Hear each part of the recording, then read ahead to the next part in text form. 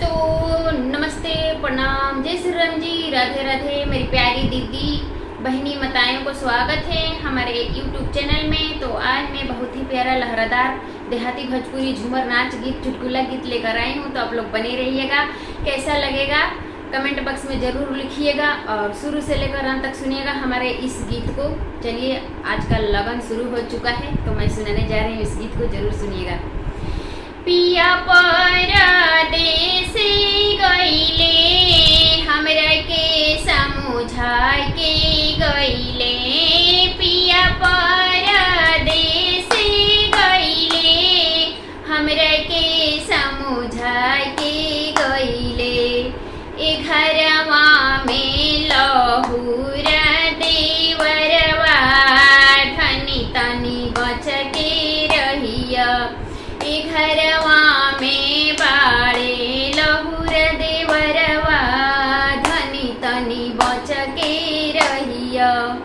पिया परदेसी गइले एक बात समझा के गइले। पिया परदेसी गइले एक बात समझा के गइले। ए घरवा में लहुर देवरवा धनी तनी बच के रहिया। अलगे से खानमा दीहा, अलगे से पनिया दीहा, अलगे से खानमा दीहा, अलगे से पनिया दीहा। देहिया में देहिया जन ठेकइहा धनी तनी बच के रहिया।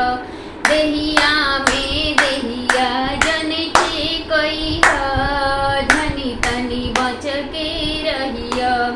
घरवा में लहुर देवरवा धनी तनी बच के रहिया।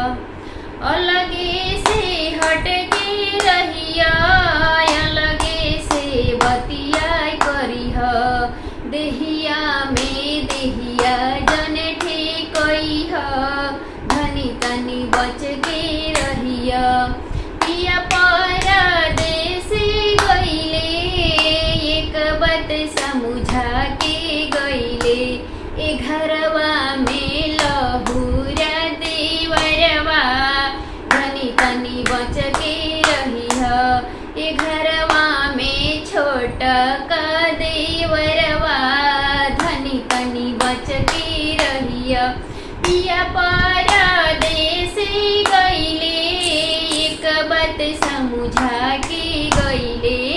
पिया परदेसी गइले एक बात समझा के गइले। ए घरवा में लहुर देवरवा धनी तनी बच के रहिया। तो मेरी प्यारी बहनी दीदी बताइए, ये गीत कैसा लगा जरूर कमेंट करिएगा। तब तक के लिए बाय बाय, जय श्री राम जी, राधे राधे।